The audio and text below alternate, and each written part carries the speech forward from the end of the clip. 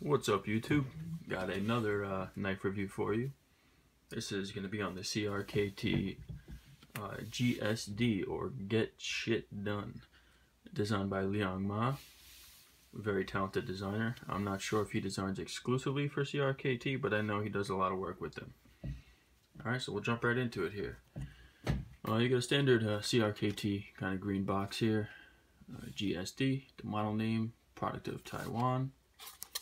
And this still comes with, the baggie and the, the product pamphlet in there. But we came to see the knife, not the box.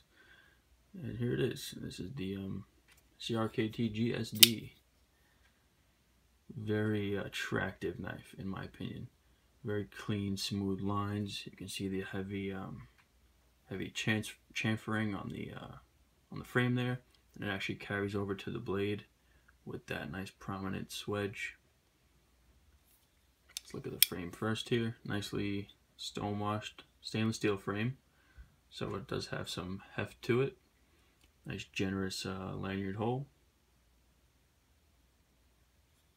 You got a black backspacer here. I'm not sure if it's polymer material or what, but that's what it seems to be.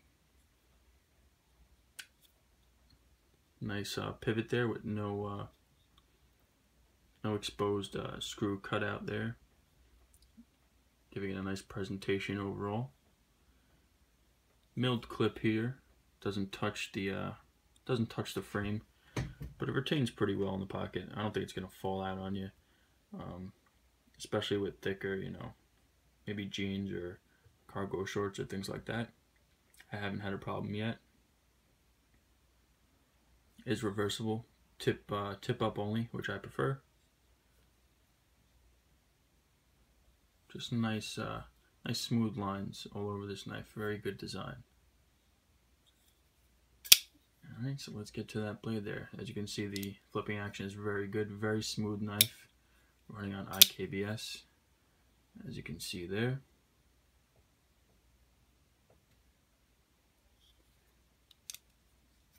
So it's extremely smooth.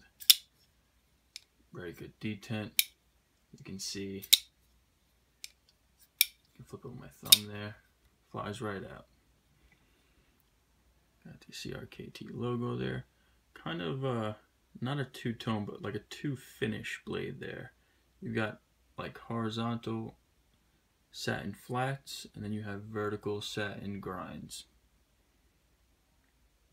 Very nice look, especially when the light hits it. You can see the lockup there. Pretty early lockup. Nice. You can see that the frame is really thin, but it is stainless steel.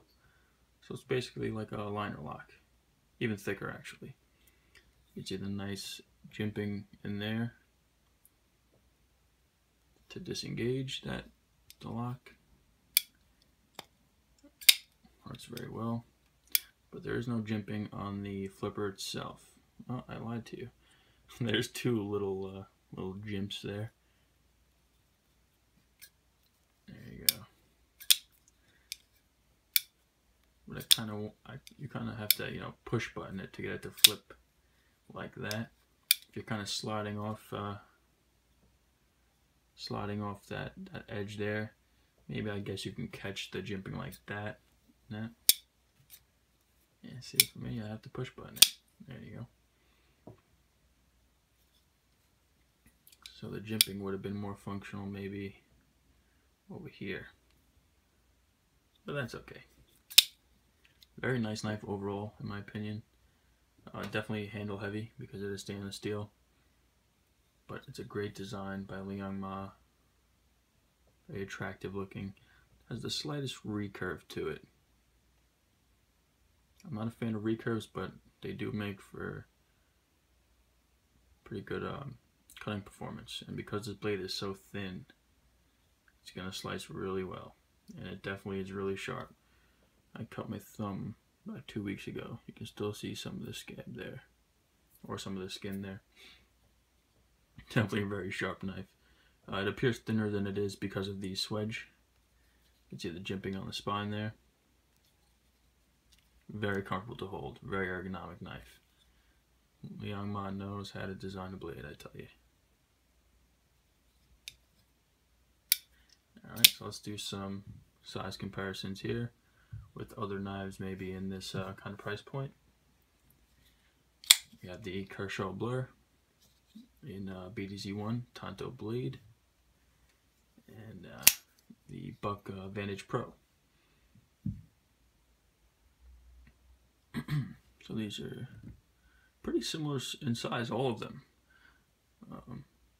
Of course, different materials here. You're going to have BDZ1 steel here, S30V here. You can see the other options you can kind of opt for in this price point, which is around $50 to $65. Made in USA, made in Taiwan. So it's all a preference thing. You can see what's available out there. You know why you should get this knife over another one.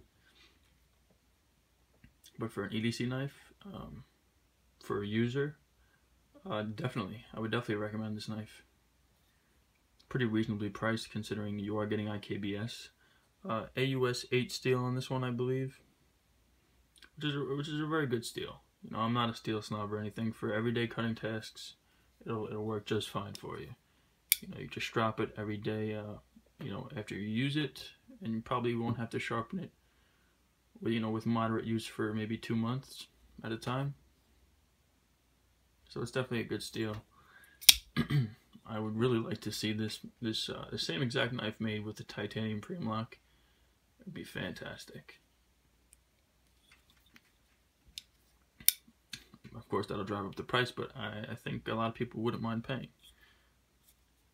That's besides the point. Let's give you some more precise measurements here. Okay, so we're looking about almost a 3.5 inch cutting edge.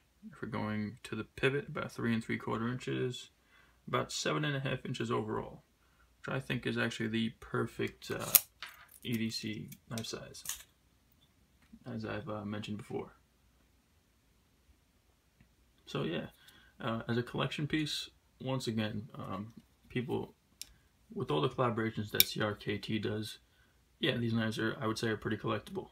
You know, it's like Pokemon, you know, gotta catch them all or whatever. But as a user, I would also say yes.